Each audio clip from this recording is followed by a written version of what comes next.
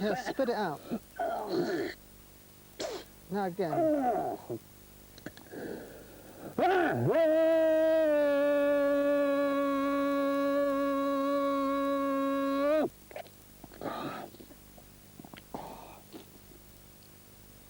See what images come while you do that. Of course, that's the way us men are supposed to behave when we're on our own together, doing gutsy, laddish things, the new age equivalent of having a few pints, a fight and a curry. But the more I've journeyed into this new spirituality, the more it seemed to me that this is a realm in which feminine values are in the ascendant. Everywhere I've been, I've had encounters with extremely vivid women whose mission, in one way or another, is to nurture and to heal. Deep down inside, I think we all know whether or not we believe in God. But have you ever stopped to consider what you feel about the goddess? Oh, I will tell you of the goddess of old. Louder.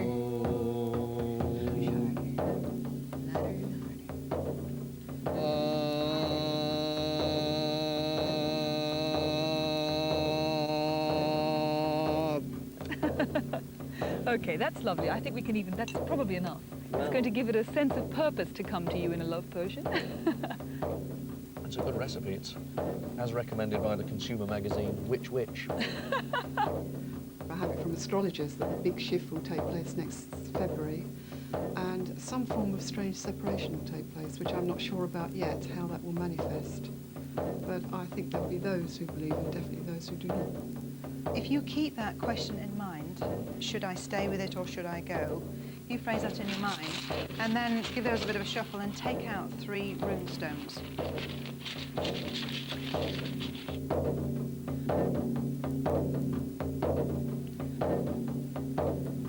Are you still with us? Yes. And we will call up the power of the water.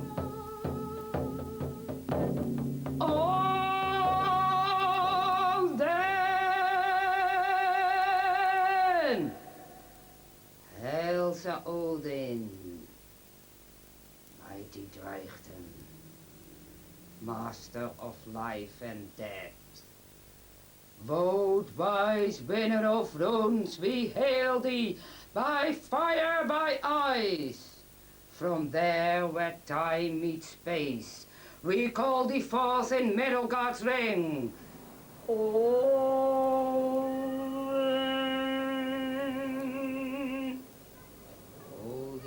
we hail.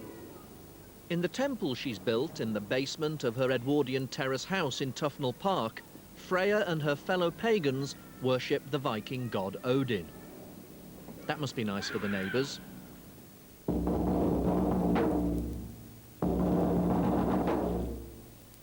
Flood of the eagle, from Litskjalf glittering heights, bestow the blessings on your king.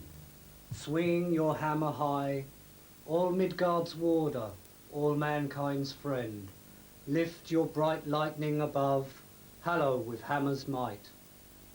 Loaf giver, loaf kneader, loaf bringing and joy. Here in our hearts spring blessings from brother and sister bright.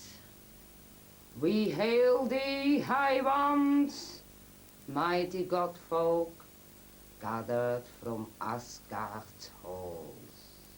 A lot of this stuff has got quite spooky connotations. You must be aware of that. I suppose it adds to the atmosphere. Every ritual is part acting, so you create an atmosphere conducive to alter your state of mind of consciousness to invoke the gods, but it is largely for human psychology and ritual. I don't think the gods actually give to monkeys. Each one of us feels drawn to a particular god, usually one with whom they resonate, with whom they find aspects in their own character. And in your case? In my case, that is most certainly Odin. And I've got an eye to prove it. He is the god of knowledge. He's also the god of the hidden things, the mysteries of the runes, the mysteries of creation, evolution, the mysteries of time, space, quantum physics, even the internet. Quite a spirited God, I would think. Oh, yes. He likes his spirit, all right. From golden honey, gift of the bees, Odin's might brewed the mead. Hail, sir.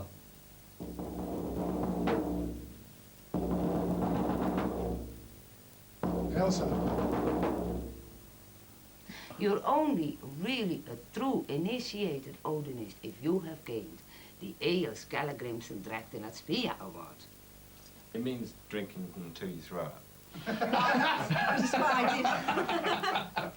Taken very seriously, that drinking till you spew is a spiritual act. What do you do outside of pagan time? There isn't any. I knew you'd say that.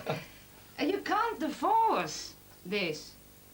You may be able to adopt a paradigm like Andrew, who comes from work and looks like it, but you can't totally separate it.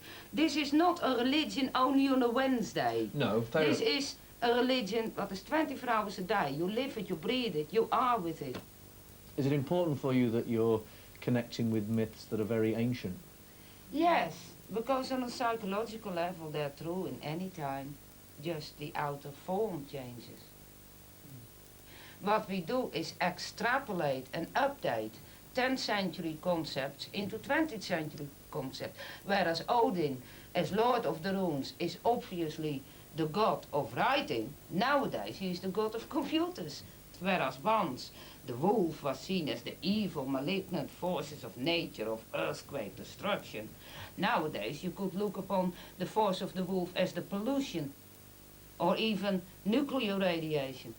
Every metaphor, the true myths stand in their own right as eternal truth. Ah!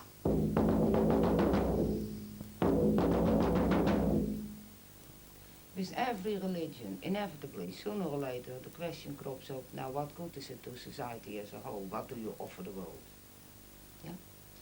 Now this religion is very much focused around kinship, extended family kinship, village-type community, decentralized, self-sufficient, mutual supportive.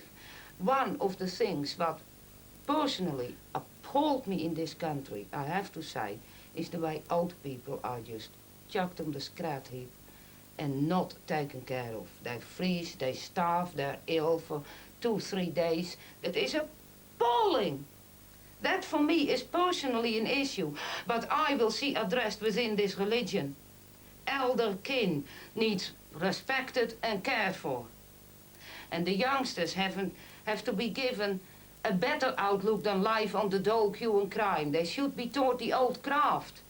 They should be given values to live by. They should be given something to be proud of, like the Viking warriors or the Anglo-Saxons. They should be given an identity with whom they can identify and find pride in where they're coming from and where they're going.